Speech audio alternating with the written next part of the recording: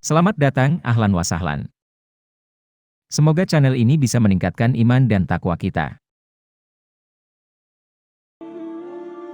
Kan pernah ada seorang, ini kisahnya tak, seorang pemuda tobat, terus diarahkan pada seorang syekh.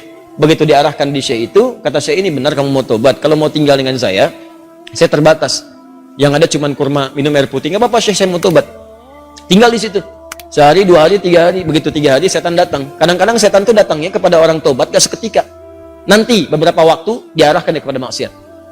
Jadi kisah nyata, setan membisikkan kepada dirinya, guru kamu ini, syekh kamu ini sabar banget, makan cuman kurma, air putih, kamu sudah mulai kuat, coba berbakti kepada gurumu, carikan makanan. Bagus awalnya, keluar dia, carikan makanan. Begitu keluar, nyari-nyari nggak dapat, lompat tetangga, bakat malingnya dipakai lagi, naik bakat pencurinya, nggak dapat, lewat lagi, begitu rumah kedua, belum manjat, sudah mencium bau enak, bau makanan.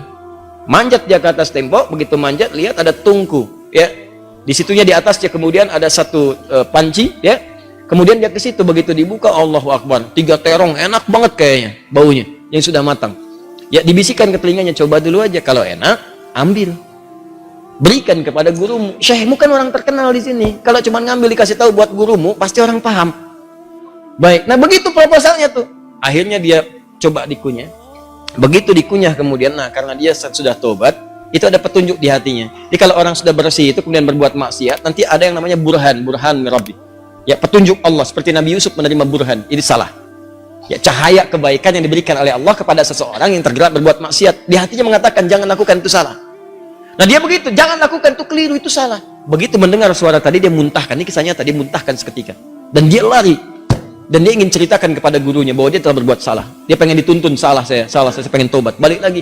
Begitu balik lagi ke tempat gurunya, qadar Allah, begitu pulang ke masjid gurunya, ternyata gurunya sedang berhadapan dengan seorang perempuan. Di luarnya ada bapaknya nunggu, seorang laki-laki tua. Begitu sedang berhadapan, lihat anak muda tadi, dipanggil, ya bunaya ta'al, anak sini, sini. Ya, begitu datang, diceritakan sama gurunya, ini ada seorang perempuan datang pada saya, dia baru ditinggal wafat oleh suaminya, selesai masa iddahnya, dia datang pada saya untuk dicarikan jodoh. Saya tawarkan pada kamu, maukah engkau menjadi jodohnya?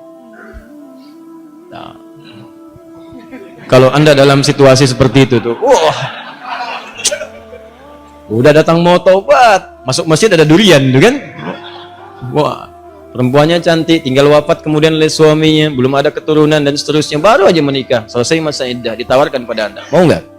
Lalu laki-laki ini berkata, guru, saya khawatir tidak bisa memberikan apa yang membutuhkan, saya saja kesini numpang. Apa jawab gurunya? Kamu nggak usah khawatir, dia diwarisi harta yang sangat banyak, dia kesini hanya mencari pria soleh yang ingin jadi suami yang mampu membimbing dia ke surga. Kira-kira kalau ada jawaban seperti itu, apakah anda bersedia atau tidak menolak sama sekali? Baik, maka sama seperti anda, diterimalah kemudian lamaran itu. Ternyata bapak tua tadi yang di luar, bapak si perempuan tadi, dibawa ke dalam, kemudian diakadkan. Setelah selesai, pulanglah ke rumah. Kisah belum berhenti. Begitu keluar rumah, digandeng erat tangannya tuh, jalan lewat ke rumah tadi yang naik pagar itu. Ya, dia udah dagdikduk tidak karuan, dagdikduk, rumahnya ini bukan, dan alhamdulillah ternyata bukan, lewat. Begitu di rumah yang terong tadi, dia percepat jalannya. Begitu dipercepat, maka terasalah kemudian ada rem di tangannya dari istrinya tadi. Dipegang tangannya, Zauji, ada apa itu, nah? Sayang, ini rumah kita katanya. Rumah terong tadi. Betul. Masuklah ke situ. Aduh, celaka saya katanya kan.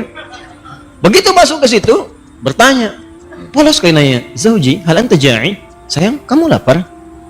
Jujur dia, nah, saya lapar, saya 3 hari makan cuman kurma, minum air putih gini, ya. Alhamdulillah. Baik, tunggu sebentar. Begitu ke dapur dia lihat, wah, terongnya kan bermasalah tuh.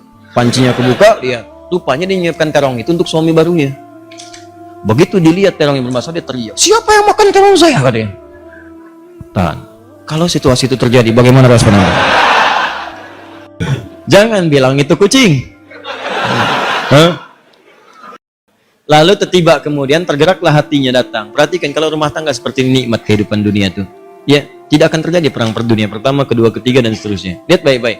Datanglah suami ini mengatakan dengan jujur, Zauji, sayang, kisahnya begini katanya. Aku ini sebetulnya mencarikan makanan untuk guruku. Lalu setan membisikkan sampai tiba-tiba ke sini aku buka ada terong, aku cicipi. Tapi demi Allah, tidak aku telan, aku muntahkan karena takutku kepada Allah.